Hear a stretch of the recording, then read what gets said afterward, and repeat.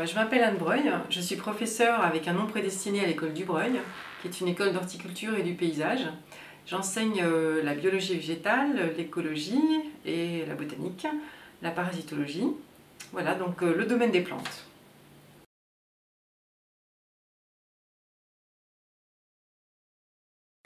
Les herbes folles sont des herbes qui arrivent spontanément.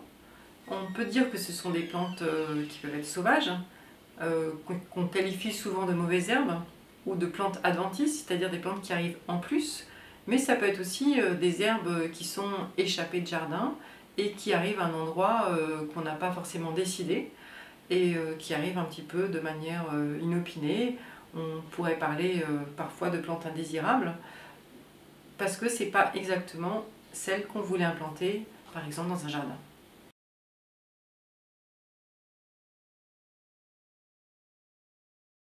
Alors, ce qu'on appelle une gestion différenciée, en fait, il y a un petit peu plusieurs conceptions. Déjà, de toute façon, c'est une façon d'entretenir les espaces verts de manière différente suivant le lieu, suivant l'usage, suivant les contraintes du site. De la même manière qu'on n'entretient pas dans sa maison, on n'entretient pas de la même façon la salle de bain et la cave, et bien dans un jardin, c'est pareil. Il y a des zones où on va beaucoup moins intervenir, où on va tondre moins souvent, on va moins arroser ou pas arroser du tout, pas forcément apporter d'engrais, pas forcément faire un traitement contre ce qui peut être indésirable, et puis d'autres lieux où au contraire ça va être quelque chose de beaucoup plus entretenu, de tondu très régulièrement, d'arroser, amender, etc. Et donc dans un jardin, on a des zones qui peuvent être très différentes suivant les contraintes du lieu, aussi par rapport à l'histoire du site.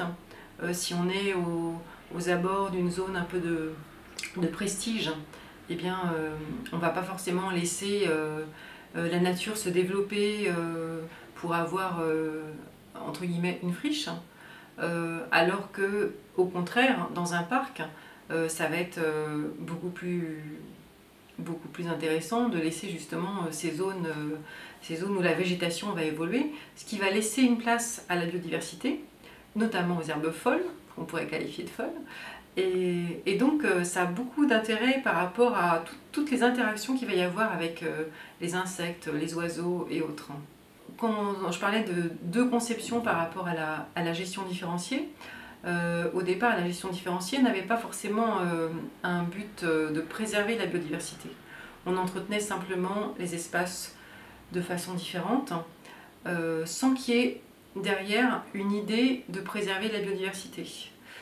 Et puis progressivement, ce terme de gestion différenciée a glissé vers vraiment un intérêt pour la biodiversité et essayer le plus possible de maintenir finalement des herbes folles.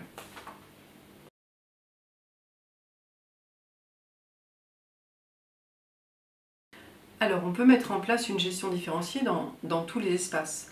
Simplement, on ne va pas appliquer le même degré d'entretien dans cette diversité d'espaces. L'idée c'est d'appliquer en fait un petit peu des codes qualité suivant l'espace, qui va aller d'un code qualité qui correspondra à un espace très entretenu, où on va fertiliser, où on va arroser, on va tondre très très régulièrement. Et puis d'autres espaces où à l'extrême, on va laisser le plus possible les plantes pousser, se développer, et on n'arrosera pas, on ne mettra pas d'engrais, et on fauchera une ou deux fois par an, voire moins. Donc en fait finalement on va avoir des espaces qui sont soit très soignés, jusqu'à des espaces qui sont très naturels, avec tous les intermédiaires possibles. Alors pour certaines villes, il y aura 3 intermédiaires, et pour d'autres il peut y en avoir une dizaine.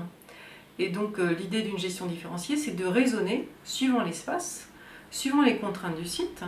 Par exemple, si on a une route, un accès qui passe, des panneaux de circulation, et bien évidemment, ça sera gênant de laisser les plantes pousser, parce qu'il y aura des problèmes de visibilité.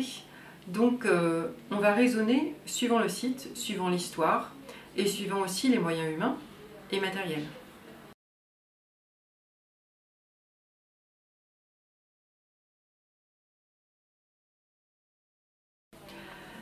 Alors les villes mettent en place une gestion différente suivant les espaces en faisant tout d'abord des inventaires à la fois qualitatifs et quantitatifs. Donc on va regarder quels sont les usages destinés à ces différents espaces, quels sont les moyens humains dont on dispose, quels sont les moyens matériels.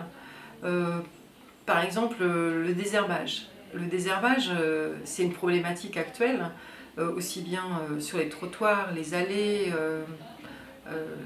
voilà, la pelouse parfois. Et donc, qu'est-ce qu'on va mettre en place ?